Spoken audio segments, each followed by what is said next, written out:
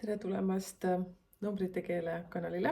Aitäh, et tellid kanalit juba ja kui ei telli, siis ole hea, klõpsa sinna kellukese peale ja telli, et sa ei jääks mitte millestki ilma.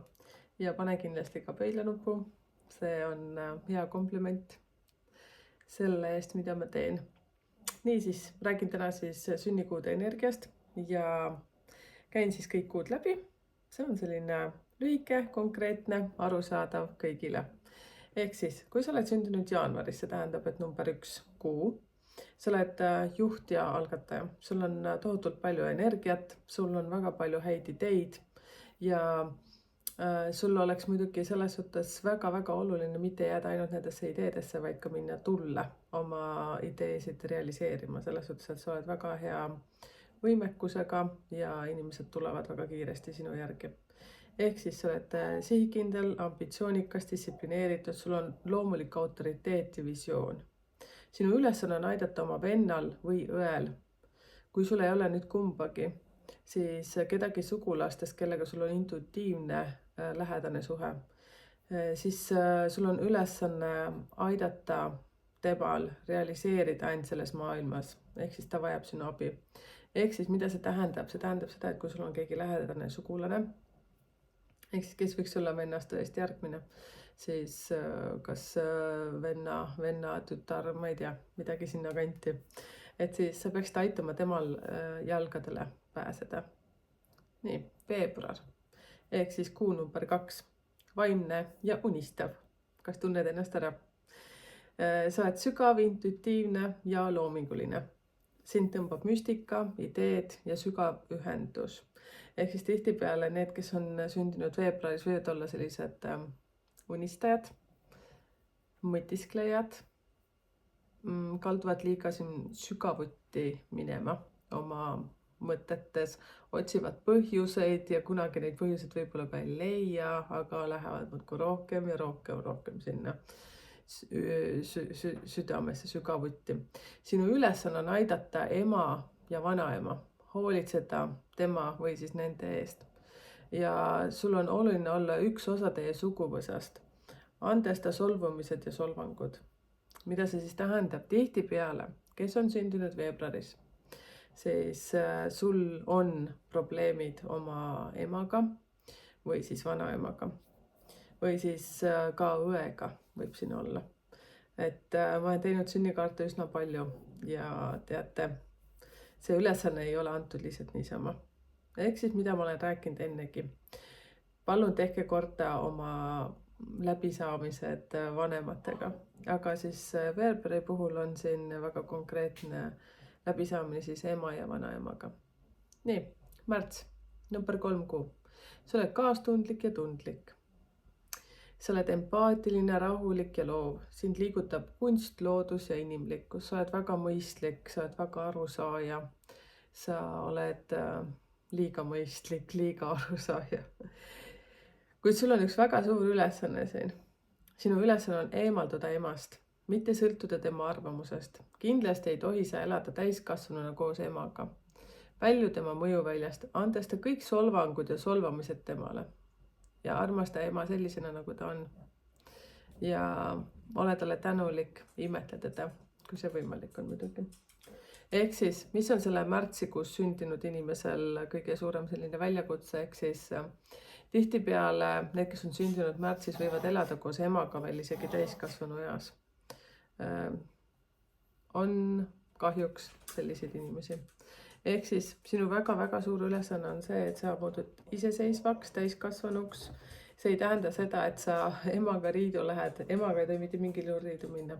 See tähendab seda, et sa lihtsalt olid oma iseseisvasse ellu. Ja need, kes on sündinud märtsis, teate, kui huvitav see on jällegi see, mis tuleb analüüsis välja, mida ma olen teinud siis inimestele, et neil on tihtipeale väga suured probleemid oma emaga. Võt. Nii, aprill, number 4 ehk siis 4. kuu. Sa oled julge, impulsiivne. Sa oled väga tugeva iseloomuga, spontaanne ja tuline. Sa ei karda riskida ega oma tõde välja öelda. Tihtipeale võid sa täiesti risti riius olla iseendaga. Sinu ülesanne on oma isaga hästi läbi saada. Olla oma isast jõukam ja edukam. Isa on seotud sinu rahalise sissetulekuga. Oluline on läbi töötada see solvumine ja viha, kui sul seda on, isa suhtes ja imetleda teda. Jällegi tihtipeale need, kes on aprillis sündinud, neil on riiud, tülid, arusaamatused oma isaga. Teate, mis ma ütlen teile? Kui teil on tülid isaga, siis teie rahaline liikumine on blokeeritud.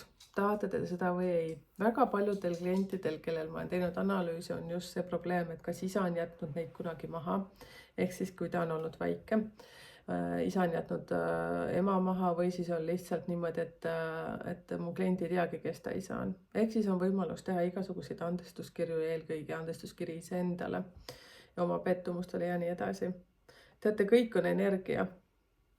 Ja me oleme kõik selles energiamullis ja me oleme kõik üksteisega seotud. Nii, mai, number 5, 5. kuu. Sa oled stabiilne ja naudikute lembene. Sa oled sensuaalne, töökas ja usaldusväärne. Hindad ilu, mugavust ja kindlustunnet. Sinu ülesanne on läbi töötada ema karma. Ole oma eeskujuga talle õpetuseks. Kuidas peab elama ja aita tal ennast parandada. Tähtis on parandada suhteid temaga hoolivuse abil. Armastada teda just sellisena, nagu ta on ja mõista teda. Jällegi, need, kes on sündinud maikuus, siis tihtipeale nendel on probleeme oma emadega. Ehk siis, kui just sellises alaealises staadiumis, ehk siis alla 18 on nii, et kliendil ei ole olnud hea suhe oma emaga. Ja tihtipeale ka täiskasvanuks saades tekib hästi palju probleeme, arusaamatusi. Ja see väljakutse on väga oluline. Ehk siis, mis on sinu ülesanne siin maikuus on see, et sa ise, kui sa saad emaks või siis täiskasvanuks selles suhtes, ütleme, kui sa oled siis mees, kes on mais sündinud, siis sa pead olema nagu peremudeliks oma emale. Ehk siis tihtipeale sellised emad ei ole sind austanud. Ja see, kes on sündinud siis maikuus, siis sinu ema ei ole sind austanud. Sa oled vähemalt tunnetanud seda niimoodi. Aga sinu ülesanne on näidata seda, et saab olla hea lapsevanem. Ja ütleme siis niimoodi, et su ema peaks ideaalis jõudma sinna arusaamisesse, et nii saab ka. Juuni, 6. kuu. Sa oled sotsiaalne ja väga kohanemisvõimeline. Sa oled kiire mõtlemisega, hea suhtleja ja uudishimulik. Armastad vabadust ja mitmekesisust. Sinu ülesanne on läbi töötada suhted isaga. Te elate läbi tema vead oma elus. Kõige tähtsam ülesanne on teil läbi töötada vead ja üles ehitada head õnnelikud suhted temaga. Mis ma siin jälle ütlen, teate, kui palju jälle satub mul neid inimesi, õnnetuid kliendikesi, kellel ei ole head läbisaamised isaga. Kuidas see valgustub, on jälle see, et raha ei liigu, raha ei ole, rahaprobleemid, muster on kogu aeg üks ja sama. Ehk siis, kui sa oled sündinud juunikuus, siis sa pead oma isaga läbi saama. Jälle, mis ma rääkisin ka eelnevalt selles numbris, kellel olid halvad läbisaamist oma isaga, kui ma ei eksi, kas oli veebruar? Ei olnud veebruar.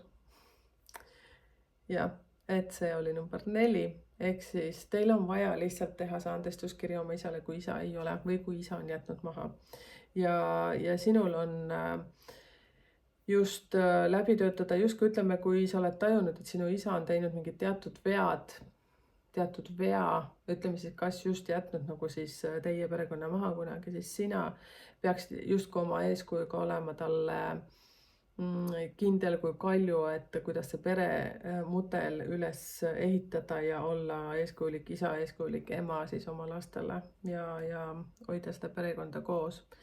Eks need, kes on juunis sündinud, siis te olete väga temperamentsed, te olete väga elavad, te olete sellised hästi lennukad, tuleb selline liigutus nagu Hispaania peres.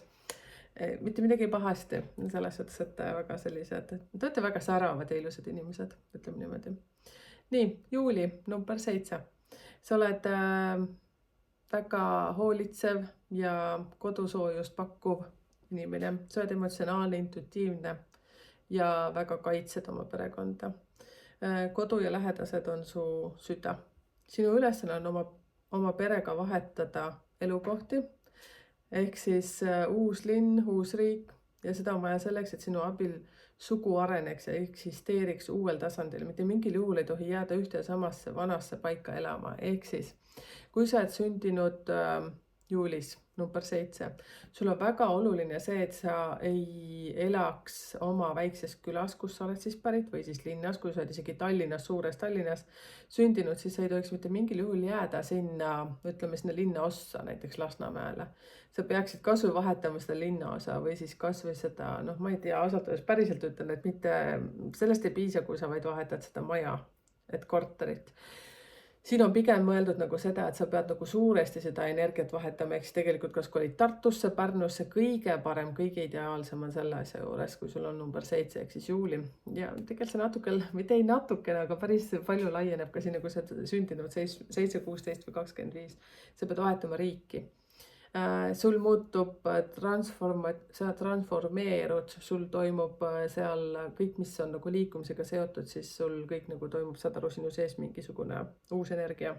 Nii nagu ma olen ennegi öelnud, et kõik on meie ümber energia, me ise oleme ka üks suur energia. Nii, august, ehk siis 8. kuu, sa oled enesekindel ja karismaatiline. Sa oled liider, helde, uhke.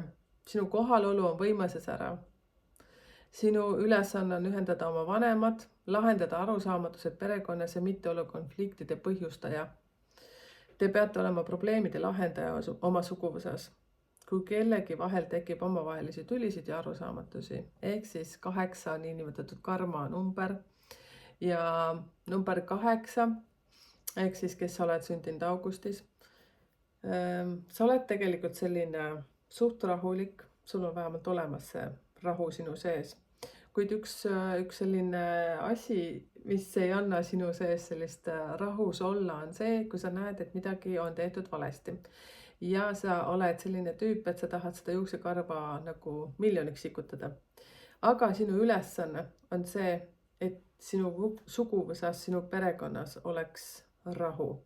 Ja mida see siis tähendab, et tihtipeale need, kes on sündinud augustis, siis need on väga suurtes tülides oma lähedastega. Kas siis õdede vendadega või siis on arusaamatused sugulastega, ema, isaga ja nii edasi. Et seda kindlasti tasub ja peab tasakaalustama ja selle number 8 ülesanne on see, et kõik saaksid omavahel hästi läbi. September, 9. kuu, sa oled perfektsionist ja analüütik. Sa oled väga detailne, sa oled hooliv ja töökas, tahad, et kõik oleks kvaliteetne ja õige. Sinu ülesanne on avastada oma sünniga kaasa antud andekus. Ja teie suguvõsas on uskumatult andekaid inimesi. Tulge varjust välja ja näidake ennast. Ma tahan ütelda ühte sellist asja. Number 9 on, ta on väga detailne, kuid ta on väga tugev ka kummivenitaja. Ja number 9 on ka see lugu, et ta on koguja või siis väga kõva shoppaja. Et tihtipeale võib ühest äärmusest lihtsalt teise nagu minna. Ja tal tihtipeale meeldib kanda sellist riiet, mida ta on juba aastaid kandnud ja ta on väga õnnelik selle üle. Ta võib augukene kuskil olla, teda see ei häiri. Aga sul on tegelikult 9 on siis esoteeriline anne ja sinu suguvõsas võib olla keegi, kes on olnud esoteerikaga seotud. Ja tule varjust välja tähendab see seda, et sul on tihtipeale see komme, et sa tahad, mitte sa ei taha, aga sa lihtsalt nagu automaatselt vajud kuidagi sinna oma mulli. Võt, oktoober number 10, tasakaalu ja ilu otsija. Sa oled väga diplomaatiline, õiglane ja romantiline. Oled rahuloov kunstnik. Sinu ülesanne on oma suguvõsa rahalise kapitali suurendamine ja sa pead kordades rohkem saavutama, kui keegi teie suguvõsas enne on seda teinud. Ehk siis see, sinu on mõeldud nüüd siis seda, no mida ma ütleksin nüüd, et kapitali suurendamine. See tähendab seda, et kui su ema või isa või keegi suguvõsas on olnud mingisugusel ametil, kus ta on teeninud mingi X raha, siis põhimõtteliselt, kui sa isegi sellel samal, no kas või laulja näiteks, siis kui sa hakkad ka lauljaks, siis sa peaksid teenima 10 korda X rohkem. Noh, ma ei tea, 10 on siis nagu ülivõrdes on ju, aga sa peaksid nagu lihtsalt olema nagu 1 aasta või mitu aastat nagu paremini teenima. Siis number 11. Sa oled väga sügav ja muutlik, intensiivne, kirglik ja uuenemisele suunatud. Sa näed läbi maskide, sa oled väga intuitiivne samamoodi. Sinu tähtsam ülesanne on oma suguvõsa staatuse tuntuse suurendamine, oma tegevuste ja saavutustega teha see tuntuks ja kuulsaks. Kui su suguvõsas oli keegi arst või sportlane või muud sellist, siis sina saavutad kuulsa arsti või sportlase tiitli, millega seoses perekonnanimi tuntuks tuleb. Ehk siis see, et kui sa oled mingit tuntud sportlase laps näiteks, siis sa pead selle suguvõsa, ütleme perekonnanime nagu saama nagu veel kuulsamaks, kui seda tegi näiteks sinu ema, isa või siis keegi sinu suguvõsas. Ehk siis kui see kuu number 10 oli see, et pidi suurendama kapitali, siis number 11 on see, et ta peab saama seda nagu nime suurendama. Nii, siis detsember ja see on 12. kuu. Sul on suur nägemus, sa oled väga avatud, sa oled väga inspireeriv, sa oled filosoof, seikleja. Sind tõmbavad suured ideed ja reisid. Sinu tähtsam ülesanne on tugevdada sugulaste omavahelisi kontakte ja läbisaamist. Aita üles ehitada õiglased omavahelised suhted lähedaste vahel. Siis jälle, mida ma ütlen, see on nii kummaline, et need ülesanded, mis siis siin on ju tegelikult antud selleks, et sa peadki seda tegema, see on sinu ülesanne, see on sulle antud sinu sünniajaga nagu kaasa. Ja tihtipeale just, kes on sündinud detsembris, mis te arvate, mis ma nüüd ütlen, on riius oma lähedastega. Ja see on nagu mega huvitav. Seepärast, et nii kui ma selle lahti teen, tema selle sünniaja ja sünnikuu ja kõik muud asjad, siis mis ma näen, on see lugu. Ja kui ma hakkan kliendiga rääkima, siis ja nii ongi. Aga tema ülesanne on kõigiga läbi saada. Ja mis aitab selleks kõige rohkem see, et kui sa usud iseendasse ja valid selle positiivse poole, ütleme siis niimoodi. Nii, aga niivõrd palju siis nendest kuudest ja see oli selline lühikokkuvõte igast kuust veidikene. Kui sa tundsid ennast ära, kas see sobis sinuga ja kui see kõnetas sind, siis kommenteeri siia, mis kuus sa oled sündinud, võid lihtsalt numbri panna, kas 7, 12 või 11 või 1. Ja kui absoluutselt sind ei kõnetanud, siis ei pea küll seda videot vaatama. Aga kui sa tahad seda jagada, siis mul on väga tänulik sulle, kui sa kutsud siia veel oma sõpruni seda vaatama, seepärast et hästi palju huvitavat on veel ees. Ja sa leiad numbrite keele Instagramist, TikTokist, tahtsin öelda YouTube'ist, aga siit ka ja Facebookist ja igalt poolt.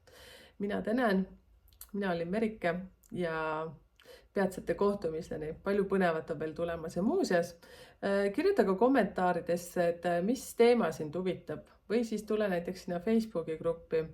See on suletud grupp, aga on ka avalik Facebooki leht, et anna mulle märku, mis teemad sind huvitavad. Hea meelega uurin ja puurin siis natukene juurde.